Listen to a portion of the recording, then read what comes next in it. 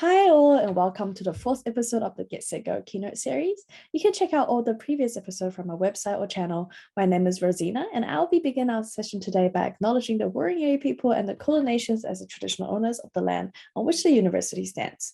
We respectfully recognize elders past, present, and future. RMIT Curatorial Collective is a student-led collective, and we are a group of passionate creatives and researchers who claims to help emerging artists to develop and contribute their potentials in the community to enhance cultural diversity and inclusion. You can find out more from our website and social media.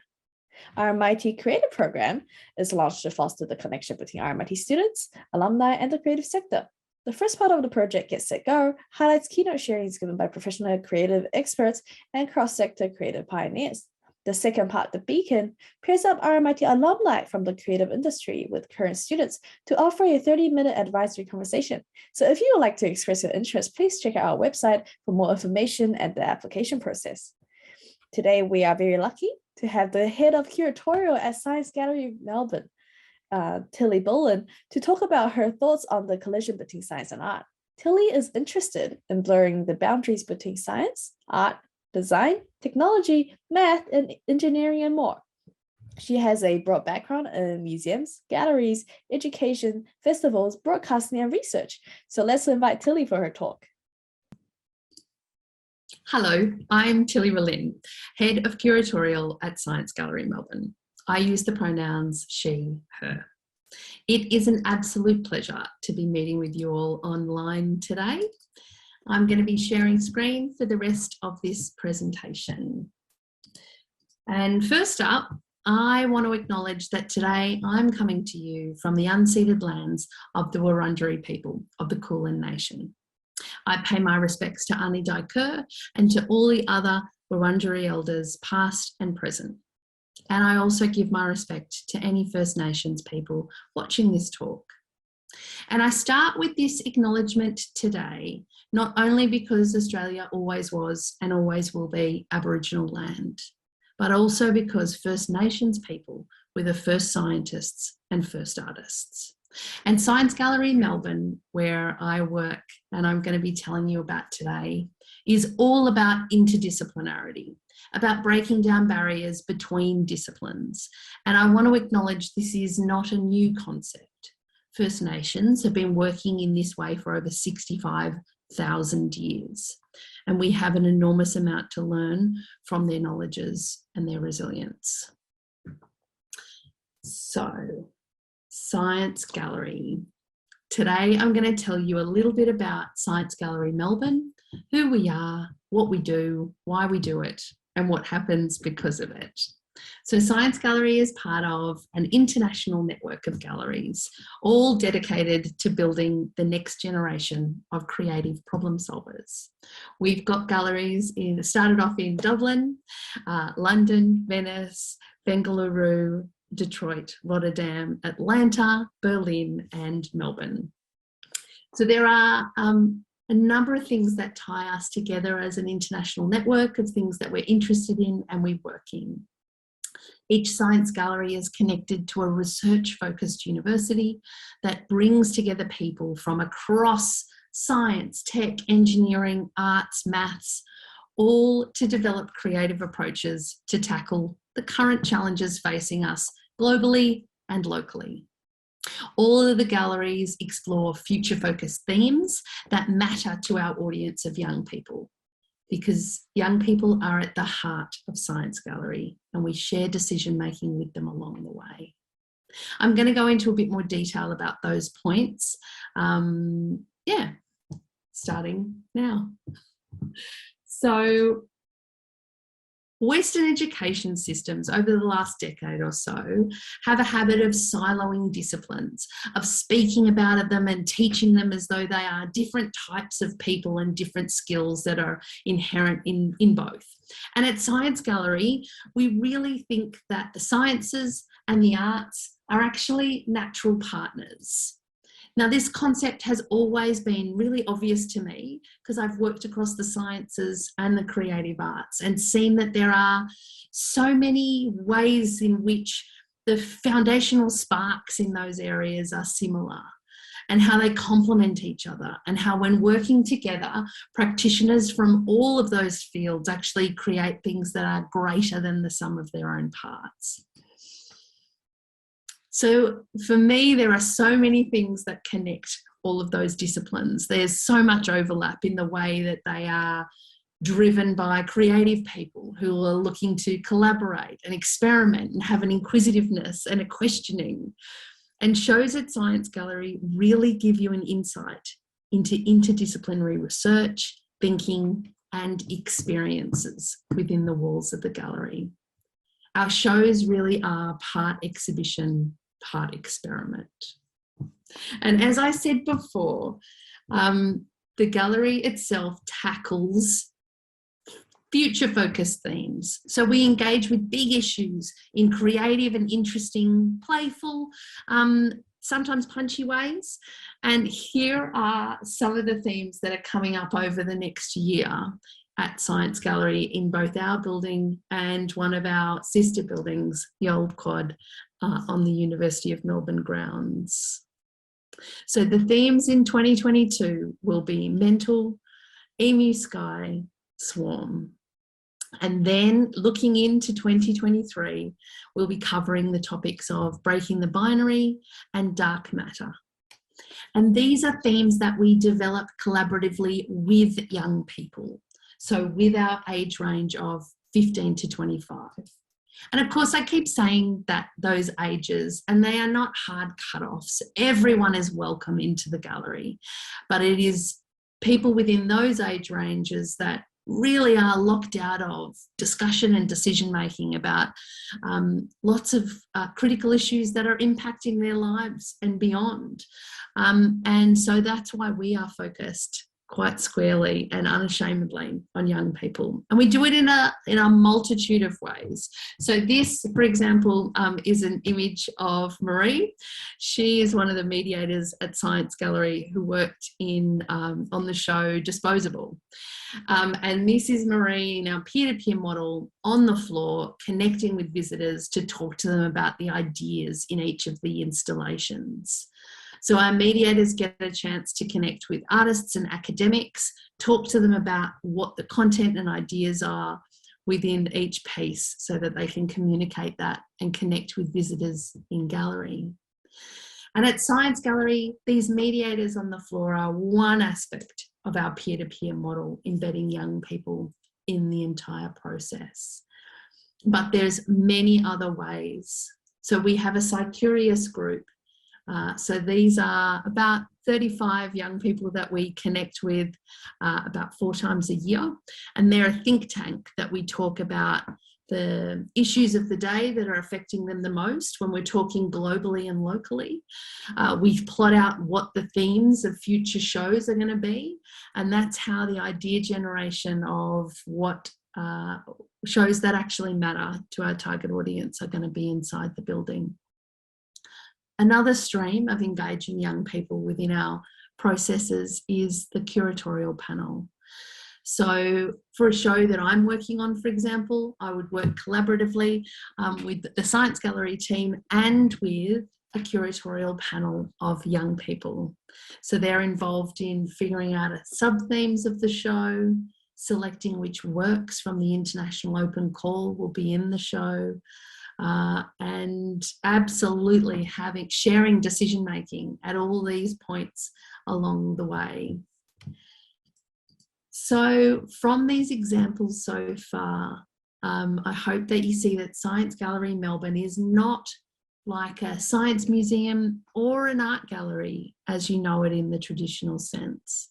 We really have broken the mould of how a museum or gallery operates, how it is that decisions are made and whose opinion matters. As I mentioned before, so many young people are kept out of decision making that are critical and that affect us all, but them even more so for spending more time on the planet. So at Science Gallery, we are all about building connections between disciplines and people and ideas, starting conversations with young people at the heart. And what we found happens is that it's transformational. It's transformational for visitors. So for our disposable program, 80% of people who visited said that the program challenged their thinking. 86% said it sparked conversations they would not have had otherwise. This is one of my favourite images of 3 of our mediators speaking to Professor Peter Scales, who was one of the collaborators on Urinatron, a large-scale battery powered by human urine that Professor Scales developed in collaboration with 2 artists, Sandra and Gaspar Bebe. And they were looking at the valuable resource that is that we flush down the toilets. They came at it from really different directions, but the end product was nothing that they could have imagined separately. And here this photograph was snapped as Professor Scales was talking about the microbial fuel cells that are within each of those urine-filled beakers that are generating electricity. With this installation, anyone who came along and donated their urine could plug their phone in and charge their phone battery up, all with the power of their Wii.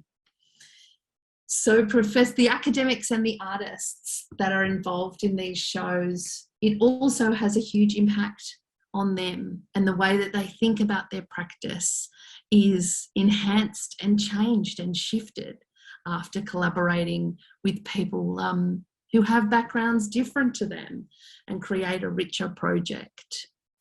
For the mediators themselves, so our peer-to-peer model of young people speaking to young people about interdisciplinarity and about removing those barriers, we knew that, or we presumed that there would be positive changes on mediators who work in our gallery, so that they would get interpersonal skills, self-confidence. But this study that was done from one of the other nodes in the Science Gallery network showed much more than that. It showed, yes, an increase in interpersonal skills and self-confidence, but also an increase in the interest in science and creative industries outside of the ones they were already skilled in, that they brought to their work with them. An increase in civil engagement, social justice attention, emotional empathy, their network, all the skills for the 21st century that we need. Empathy, creativity, collaboration. Yeah, basically all the things that are really sillily called soft skills, but are the skills that the next generation of creative problem solvers need to get things done and change our perspective, to shift the way that organisations and individuals are operating in the current climate. And for us at Science Gallery, it changed us. It changed the way that we think about shows. It changed the actual works that were going into the shows themselves, and made it much richer and deeply connected with the communities that we were looking to engage with and serve. It changed what makes up the things that happen within the gallery walls. Like this, for example. This is a photograph taken from within the new Science Gallery building's foyer. You're looking up into the first show in our purpose-built building. The show is called Mental. Now, it's a topic that came through our SciCurious panel as a critical topic to be addressed by Science Gallery. I mean, it's been critical for years, and even more so now with the couple of years that we've all had with ongoing dealing with COVID, isolation, shutdowns, grief, life in general. So, part exhibition, part experiment, Mental is a welcoming place to confront societal bias and stereotypes around mental health. The show has over 20 works with artists and collaborators, scientists and academics from both here in Melbourne and across the world, who are all looking at different perspectives of mental health. The gallery itself is due to open very soon. Jump onto our socials so that you know when the announcement is made. And once it is, I would love you to come in and explore the many different ways of being, surviving, and connecting in the world. It's a show where lived experience was 100% platformed as an expertise and had representation of people with different mental health challenges throughout curatorial panel, the expert advisory panel, the artists and collaborators across the board. It was an absolute pleasure to work on, and I hope that you all come in and have a look around. One last thing I wanted to touch on today was about the uniqueness of an organisation like ours that is an international network, and the power that comes with that and with connecting young people across the globe. So these are some images taken during our last face-to-face youth symposium that was held in London in the before times, otherwise known as 2019. And this quote on the side is from Andrea Bandelli. He is the director of Science Gallery International. And this one really struck me and many members of the team about what impact and opportunity that we have at this space in time, and that a gallery space really is too small, and that by connecting young people internationally and locally, that we can achieve a much bigger impact that is contained within the walls of the gallery. And what a time to be doing it, exactly when we need to. So thank you all for your attention. Please jump onto the socials and follow Science Gallery Melbourne, and of course my accounts if you'd like to. And I'm so sad that this is a one-sided way. I love a conversation. So please reach out on social media, please follow us and come into the gallery and check it out. I'd be really interested in what action you're taking and what directions you think the future of curating is as well. Thank you very much for your time and attention. Thank you, Tilly, for an eye-opening presentation. And please follow the Science Gallery's social media if you find it interesting like I do. And tomorrow on our last session, we have Melissa Delaney, who is the Chief Executive at the Australian Network of Art and Technology, to share her experience and successes. And remember to also check out the part 2 of the RMIT Creator Project, The Beacon, which gives current RMIT students an opportunity to have an advisory conversation with RMIT alumni from the industry. You can find all of these information on our website. Find an RMIT Creator is the third part of the Creator program. It is a database of RMIT alumni in the creative sector, which enhances RMIT's professional community and encourages partnerships and collaboration opportunities. And as always, please follow us on both Facebook and Instagram if you want to get the most updated information on our events. Thank you for watching. See you soon.